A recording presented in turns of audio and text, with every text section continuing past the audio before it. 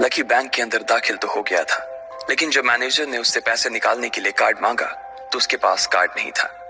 उसकी फटेहाल हालत देखकर पहले ही मैनेजर को गुस्सा आ रहा था और उसमें लकी ने ये डिमांड रख दी थी कि वो फिंगरप्रिंट से पैसे निकलवाना चाहता था। लेकिन पानी तब सर के ऊपर से निकल गया जब उंगली मैच नहीं हुई। मैनेजर ने फोन निकाला और पुलिस को फोन लगाने लगा। अरे अरे ये क्या कर रहे हो? देखिए सर, मेरी बात सुनिए, मैं कोई क्रिमिनल नहीं हूँ। हो सकता है मैंने गलत उंगली लगा दी हो, बस आप मेरे को एक लास्ट बार फिंगरप्रिंट लगाने दो प्लीज। लकी ने उसके सामने हाथ जोड़ते हुए कहा, देख ये उंगली भी अगर नहीं लगी ना तो फिर ये मत कहना कि मैं अगली उंगली भी ट्राई करके देखता हूँ। बार बार ऐसा नहीं चलने वाला है। अगर ये वाली काम नहीं की तो मैं सीधा पुलिस को फोन करने वाला हूँ अभी। मैनेजर ने लकी को धमकाते हुए कहा। उसने अपने एक हाथ में मशीन और दूसरे हाथ में मोबाइल फोन पकड़ा हुआ था। उसने अपने स्क्रीन पर पुलिस का नंबर खोल रखा था और उसका अंगूठा हरे बटन पर ही टिका हुआ था। इधर लकी ने अपने सीधे हाथ की उंगली को अपने पैंट से साफ किया और भगवान का नाम लेकर उसे उस मशीन पर लगा दिया। जैसे ही उसकी उंगली उस मशीन पर पड़ी, अब की बार फिर मशीन से एक आवाज आई और वो चमक कर हरी हो उठी। तभी मैनेजर के मोबाइल पर एक मैसेज आया। मैनेजर ने उस मैसेज को पढ़ना शुरू किया। Verification successful. खाता एक, नाम लक्ष्मण लाल अग्रवाल, खाता नंबर 01104। जैसे ही मैनेजर ने इस मैसेज को देखा, उसकी आंखें फटी की फटी रह गई थी। उस मशीन पर चमकती लाइट को देखते हुए लकी की आंखें भी चमक आई थी। लकी उस हरी बत्ती को देखते ही झूम उठा था और फिर उसने मैनेजर को घूर कर देखा। उसके दिमाग में वो सारी बातें चल रही थी जो मैनेजर उसे अभी थोड़ी देर पहले सुना रहा था। इधर मैनेजर ने उसके आगे हाथ जोड़े और खिसिया कर हंसते हुए कहा, लक्ष्मण सर प्लीज मुझे माफ कर देना सर। मैं इस ब्रांच में नया आया हूँ और इसलिए मुझे मालूम नहीं था कि आप कौन हो। मैं इस ब्रांच का कस्टमर मैनेजर शशिकांत वर्मा हूँ। प्लीज आगे भी मेरा ध्यान रखना सर, प्लीज। Sorry sir. हाँ ठीक है, तो मुझे ये बताओ कि मेरे खाते में कितने पैसे रखे हुए हैं, लकी ने कहा और वो अब सोफे पर बैठ गया। मैनेजर उसके सामने ही खड़ा हुआ था और उसके खाते की जानकारी अपने फोन पर ही निकाल रहा था। उसने अपने फोन पर इधर उधर कुछ उंगलियां चलाई और बोला, हो गया सर, आपके खाते में इस वक्त 90,80,70,650 रुपए रखे हुए हैं सर। शशिकांत के खुद के होश इतनी बड़ी रकम को देखने के बाद उड़ गए थे। उसे विश्वास नहीं हो रहा था कि इस आदमी के खाते में इतना पैसा भी हो सकता था। लकी की शक्ल देखकर तो यही लग रहा था कि उसकी उम्र 20 से 22 साल से ज्यादा नहीं थी। ऐसे में अगर उसके खाते में इतना सारा पैसा रखा हुआ था तो ये वाकई बहुत बड़ी बात थी। शशिकांत अपने मन में ये सोच रहा था कि दुनिया के 99% लोग ही अपनी पूरी जिंदगी काम करने के बाद भी इतना पैसा नहीं कमा सकते थे जितना कि लकी के खाते में इतनी छोटी सी उम्र में रखा हुआ था।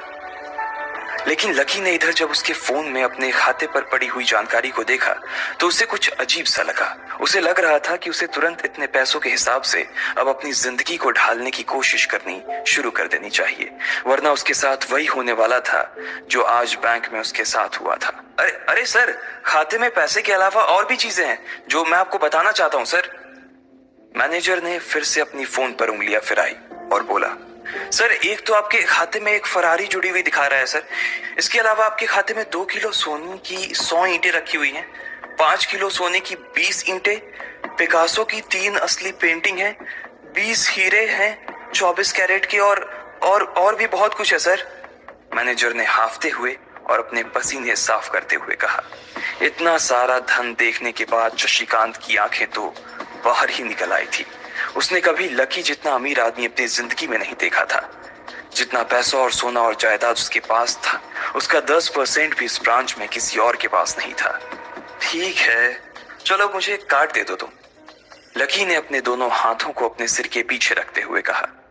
जी सर, मैं अभी आपके लिए एक नया कार्ड बनवा देता हूँ सर, मुझे बस 10 मिनट दीजिए सर, बस 10 मिनट, शशिकांत ने कहा और फिर लकी के सामने ही निकल गया। जितनी देर में लकी ने अपने फोन पर फिर से उस मैसेज को खोलकर देखा, उतनी ही देर में मैनेजर उसके लिए एक चमकता हुआ सुप्रीम कार्ड लेकर उसके सामने आ गया था। लेकिन उस कार्ड को देखने के बाद ना जाने क्यों मैनेजर को ऐसा लग रहा था कि ये कार्ड लकी की संपत्ति के आगे कुछ भी नहीं था। फिर भी मैनेजर इसमें कुछ नहीं कर सकता था क्योंकि वो जानता था कि उसके पास इस ब्रांच में इससे बड़ा और कोई कार्ड नहीं था। इसलिए फिलहाल वो लकी को यही दे सकता था। उसने उस कार्ड पर लकी का पूरा नाम लक्ष्मण लाल अग्रवाल गुदवा दिया था। लीजिए सर आपका कार्ड, पासवर्ड वगैरह सर आपको ईमेल पे मिल जाएगा। शशिकांत ने मुस्कुराते हुए कहा और वो लकी के सामने हाथ बांधकर खड़ा हो गया। इधर लकी ने उस कार्ड को उलट पलट कर देखा और फिर अपनी जगह से खड़ा होकर वो बाहर निकलने लगा। शशिकांत का मन तो यही कर रहा था कि वो उसे दरवाजे तक छोड़ने जाए, लेकिन उसकी ड्यूटी इसी ऑफिस में थी और वो किसी को बाहर छोड़ने नहीं जा सकता था। फिर भी वो लकी के लिए दरवाजा खोलने के लिए आगे आ गया था। इधर यास्मीन अपने कैबिन में अपना सिर पकड़े हुए बैठी थी। उसे समझ नहीं आ रहा था कि आखिर अंदर चल क्या रहा था। एक पल को तो उसे लगा कि लकी पागल नहीं बल्कि बदमाश था कोई, और उसने शशिकांत को बंदी बना लिया था। लेकिन जब वो लकी के लिए कार्ड लाने के लिए अपने दफ्तर से बाहर आया तो यास्मीन को लगा कि कुछ गड़बड़ नहीं हुई थी। फिर ये इतनी जल्दी में कहाँ जा रहे हैं? उसने अपने आप से पूछा। शशिकांत को सुरक्षित देख बैंक के बाकी लोग भी दरवाजे पर से पीछे हट गए थे। वैसे भी उसे देखते ही सब लोग अपनी अपनी जगह पर वापस दौड़े चले जाते थे। शशिकांत का खौफ ही ऐसा था कि उसकी आंखों की झलक भर से खड़ा कर्मचारी जाकर अपनी कुर्सी पर बैठ जाता था। लेकिन एक बार शशिकांत के बाहर आने के बाद वो दोबारा बाहर नहीं आया था और ना ही लकी कमरे से बाहर आया था। इधर यास्मीन परेशान हुए जा रही थी। वो जानती थी कि अगर कुछ भी गड़बड़ हुआ तो सबसे पहले उसकी नौकरी जाने वाली थी। उसने बड़ी मुश्किल से और मेहनत करके इस नौकरी को हासिल किया था और वो किसी पागल की वजह से इसे अपने हाथ से नहीं जाने देना चाहती थी। जैसे ही परेशान यास्मीन ने अपनी नजर उठाकर फिर से उस कमरे की ओर देखा तो पाया कि लकी बहुत ही आराम से उस कमरे से बाहर निकलकर दरवाजे की ओर बढ़ता चला जा रहा था। ए, रुको, तुम इस तरह नहीं जा सकते। यास्मीन जोर से चिल्लाई और भागते हुए लकी के पास चली गई। तुम्हारी हिम्मत कैसे हुई जबरदस्ती हमारे वीआईपी रूम में घुसे चले जाने की? यास्मीन ने गुस्से में पूछा। उसका मन तो यही कर रहा था कि वो अभी लकी का गिरबान पकड़कर उसे झकझोर दे, लेकिन उसने अपने आप को रोक रखा था। मैंने पहले भी कहा था ना आपसे, मैं यहाँ सिर्फ अपना पैसा लेने आया था और कुछ नहीं, लकी ने कहा और मुस्कुराने लगा। यास्मीन ने देखा कि उसके हाथ में एक सुप्रीम कार्ड था और वो उसकी उंगलियों के बीच चमक रहा था। यास्मीन के दिमाग में आया कि लकी ने ये कार्ड कहीं अंदर से चुरा तो नहीं लिया, और इससे पहले कि वो यहाँ से चोरी करके भागता यास्मीन जोर से चिल्लाई, सिक्योरिटी, सिक्योरिटी। उसकी आवाज को सुनते ही तो बंदूक वाले गार्ड भागे भागे यास्मीन के पास आ गए। ये चोरी करके भाग रहा है, पकड़ो इसे। लकी ने जब यास्मीन के मुंह से ये बात सुनी तो उसके कान खड़े हो गए। इससे पहले कि वो वहां से अपनी जान बचाकर भाग पाता, सिक्योरिटी वालों ने उसे धर दबोच लिया था और फिर उसकी जेब टटोलने लगे थे। इधर यास्मीन ने देखा कि उस सुप्रीम कार्ड पर उसने अपना नाम भी गुदवा लिया था। तुम्हारी इतनी हिम्मत कि तुमने शशिकांत सर को डरा कर अपना नाम भी लिखवा लिया इस पर, इसकी जेब चेक करो, यास्मीन ने गुस्से से कहा। दोनों में से एक गार्ड लकी की जेब टटोलने लगा था। लकी की समझ में नहीं आ रहा था कि आखिर ये लड़की उससे समझ क्या रही थी। अगर उसे उसके खाते या इसकी संपत्ति या सिर्फ इसके परिवार के बारे में भी पता चल जाता तो भी यास्मीन उसके पैरों में गिर जाती।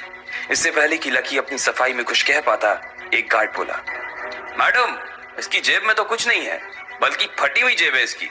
तभी उसकी बात सुनकर दूसरे सिपाही ने कहा, मैडम, हो सकता है ये इसी जेब में चाकू रख कर लाया हो और उसको निकालते वक्त उसी चाकू से इसकी जेब फट गई होगी, मुझे तो ऐसा ही लग रहा है। दूसरे सिपाही ने अपनी लड़खड़ाती जबान में बोला, अरे पागल हो क्या, ये सब आप लोग क्या बोल रहे हो? शशिका। इससे पहले कि लकी आके कुछ बोल पाता, एक गार्ड ने उसके दोनों हाथों को मरोड़ दिया था। इधर यास्मीन अपने मन में सोच रही थी कि अगर वो चाकू लाया था तो फिर वो चला कहाँ गया था। बाप रे! अचानक से यास्मीन की आंखें बड़ी सी हो गई थी। उसे लगा कि लकी ने उस चाकू से शशिकांत का खून कर दिया था। यास्मीन ने तुरंत अपना फोन निकाला और पुलिस को फोन मिलाते हुए कहा, हेलो पुलिस स्टेशन, मैं न्यू सिटी बैंक से बोल रही हूँ। हमारे बैंक में एक सनकी चोर घुस आया है और उसने हमारे कस्टमर मैनेजर का खून कर दिया है। आप प्लीज जल्दी आ जाइए सर। यास्मीन ने घबराते हुए कहा और फोन रख दिया। तब तक दोनों गार्ड ने लकी को नीचे घुटनों के बल बैठा दिया था और उसके सिर पर बंदूक तान दी थी। जैसे ही बाकी लोगों ने भी अपनी आंखों के सामने ये मंजर देखा तो वो सब लोग भी लकी के आसपास घेरा बनाकर खड़े हो गए। अंदर बैठे मैनेजर ने जब इस हलचल को देखा तो वो भी अपना सारा सिस्टम बंद करके बाहर आ गया। अरे क्या हो रहा है ये सब? उसने जोर से आवाज देते हुए पूछा। जैसे ही सब लोगों ने उसकी आवाज सुनी तो वो चौंक गए और शशिकांत वर्मा की ओर देखने लगे। देखने वालों में यास्मीन भी शामिल थी और उसने देखा कि उसका मैनेजर तो जिंदा है और सही सलामत उसकी आंखों के सामने खड़ा था। सर, आप जिंदा हैं? यास्मीन ने खुशी और आश्चर्य भरे भाव के साथ शशिकांत की ओर देखते हुए कहा, लेकिन अगले ही पल उसकी खुशी की जगह दुख ने ले ली थी। उसे एहसास हो रहा था कि आखिर उसने कितनी बड़ी गलती कर दी थी। यास्मीन ने अपनी ही जुबान काट ली थी और उसके जले पर नमक छिड़का शशिकांत ने। उसने कहा, मैं क्यों इतनी जल्दी मरने लगा? और तुमने ये सब क्या तमाशा लगा रखा है? उसने कहा और फिर उस भीड़ की ओर बढ़ने लगा। जैसे ही वो आगे आया उसने देखा कि उन लोगों ने लकी को गन पॉइंट पर बैठा रखा है। अरे, किसने किया? किसने किया ये? शशिकांत तुरंत लकी की ओर दौड़ा और उसने उसके पास खड़े दोनों गार्ड्स को हटा दिया। फिर लकी को उठाने के लिए उसने अपना हाथ उसकी ओर बढ़ा दिया और बोला, sir, I am really sorry sir. इस बेवकूफी के लिए मैं आपसे माफी मांगता हूं sir. I am really sorry sir. Shashikant उसके पैरों में ही गिरने को हो गया था। लकी उसका हाथ पकड़कर खड़ा हुआ और फिर यास्मीन की ओर घूरने लगा। आप पूछ रहे थे ना कि किसने किया? इसने किया है ये। और इसने सिर्फ इतना ही नहीं किया बल्कि इसने पुलिस को भी बुला लिया है। इसे लग रहा है कि मैं कोई क्रिमिनल हूं जिसने आपका खून कर दिया है और आपसे ये कार्ड चुरा कर भाग रहा हूं। ये कार्ड जो आपने मुझे दिया है। लकी ने यास्मीन की ओर उंगली दिखाते हुए गुस्से में कहा। अचानक ही सब लोग थोड़ा पीछे हटकर यास्मीन को देखने लगे थे। यास्मीन घबराई हुई सी फर्श पर तो कभी छत को देखे जा रही थी। यास्मीन, जो मैं सुन रहा हूं क्या वो सच है? शशिकांत ने यास्मीन को घूरते हुए गुस्से में पूछा। उसकी आंखों में छुपे गुस्से को यास्मीन बर्दाश्त नहीं कर पा रही थी, इसलिए उसकी ना तो लकी से और ना ही शशिकांत से नजर मिलाने की हिम्मत हो रही थी। फिर भी वो जानती थी कि उसका चुप रहना इस वक्त उसके लिए बहुत खतरनाक हो सकता था, इसलिए उसने कहा, सर, ये सब मेरी गलती है सर। ये मेरी बहुत बड़ी मिसअंडरस्टैंडिंग है सर। मुझे लगा कि ये जबरदस्ती अंदर घुस आया है और इसने आपके ऊपर हमला करके आपसे जबरदस्ती ये कार्ड बनवा लिया है और फिर आपको मार दिया है सर। यास्मीन ने घबराते हुए कहा। उसकी डरी सहमी सी आंखों में अब आंसू ही आ गए थे। मैनेजर ने जब उसकी ये बात सुनी तो उसने अपना सिर पकड़ लिया। यास्मीन जैसी समझदार लड़की इतनी बड़ी भूल कैसे कर सकती थी? उसने लकी को पहचाना ही नहीं था।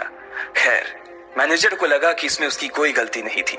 जब वो खुद लकी को नहीं पहचान पाया था तो फिर यास्मीन कैसे पहचान पाती? इसलिए उसने सोचा कि सबके सामने उसे कुछ कहने से अच्छा था कि वो यास्मीन को एक कोने में ले जाकर लकी की सच्चाई बताए। शशिकांत ने उसका हाथ पकड़ा और उसे खींच कर अपने साथ खंबे के पास ले गया और बोला, तुम्हें मालूम है ये कौन है? अरे, ये लक्ष्मण अग्रवाल है, लक्ष्मण अग्रवाल खानदान का वारिस। तुम्हें पता है ना कि अग्रवाल खानदान का खाता हमारे बैंक की जितनी भी शाखाएं हैं उसमें सबसे बड़ा खाता है। यास्मीन ने जैसे ही ये नाम सुना उसके पैरों के नीचे से जमीन खिसक गई थी।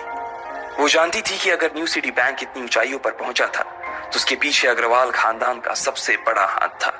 इस बात का जिक्र उससे तब भी किया गया था जब उसने नौकरी ज्वाइन की थी। तुम्हें पता है इस लड़के के नाम पे कितनी प्रॉपर्टी है? ये अपने दम पर ना इस पूरे एरिया को खरीद सकता है, शशिकांत ने यास्मीन से कहा। यास्मीन जैसे जैसे लकी को देखी जा रही थी वो बड़ी बड़ी आंखों से उसे घूरे जा रही थी। लकी कभी उन दोनों को देख रहा था तो कभी अपने आसपास खड़े लोगों को देख रहा था। अब सबसे पहले तो पुलिस को फोन करो और उनसे कहो कि हमसे गलती हो गई थी, और उसके बाद जाकर तुम उनसे भी माफी मांगो, और अगर उन्होंने तुम्हें माफ कर दिया तो तुम्हारी किस्मत, वरना समझ लेना कि तुम्हारी नौकरी चली गई, शशिकांत ने कहा और दौड़कर लकी के पास जाकर खड़ा हो गया। इधर यास्मीन अभी भी वहीं पर खड़ी थी। अभी अभी जो शशिकांत उसे बता कर गया था वो यास्मीन पचा नहीं पा रही थी। उसे लग रहा था कि इसमें उसकी कोई गलती नहीं थी, लेकिन कोई उसकी सुनने वाला नहीं था। बैंक उस छोटी सी मैनेजर के चक्कर में अपने सबसे बड़े कस्टमर को छोड़ने वाला तो नहीं था। अब मेरे पास और कोई रास्ता नहीं बचा है, यास्मीन ने निराश होते हुए अपने आप से कहा, और फिर अपनी जेब से फोन निकालकर पुलिस थाने में फोन लगाया। जैसे ही यास्मीन ने पुलिस वालों से ये कहा कि उससे गलती हो गई और जिसे वो बदमाश समझ रही थी असल में वो बदमाश नहीं बल्कि शहर के सबसे बड़े रईस का बेटा था, तो उधर से आवाज आई, मैडम सॉरी, लेकिन अब तो गाड़ी निकल गई है, वहां पहुंचती होगी। अब आपको जो भी कहना है इंस्पेक्टर साहब से कह देना। और उस पुलिस वाले ने फोन काट दिया। मर गए, यास्मीन ने अपने आप से निराश होते हुए कहा। उसके हाथ थर थर कांप रहे थे। उसे समझ मुझे माफ नहीं किया और उल्टा मेरे ऊपर डिफेमेशन का चार्ज लगा दिया तो, यास्मीन ने अपने आप से कहा, और वो अब और भी ज्यादा घबरा गई थी। उसने देखा कि लकी उसे घूर कर देख रहा था। शशिकांत पूरी कोशिश कर रहा था कि वो लकी को शांत करवा सके, लेकिन लकी वहां से हिलने का नाम तक नहीं ले रहा था। यास्मीन उसके पास पहुंच गई थी। वैसे तो वो जानती थी कि उसे माफी मांगने से उसकी किस्मत बदलने वाली तो थी नहीं, फिर भी उसने एक बार कोशिश करनी चाहिए और लकी से कहा, सर मैं आपको गलत समझ रही थी सर। एक्चुअली आपके। यास्मीन ने उसके कपड़े को देखा और एक सांस लेते हुए आगे बोली, सर प्लीज मुझे माफ कर दीजिए सर।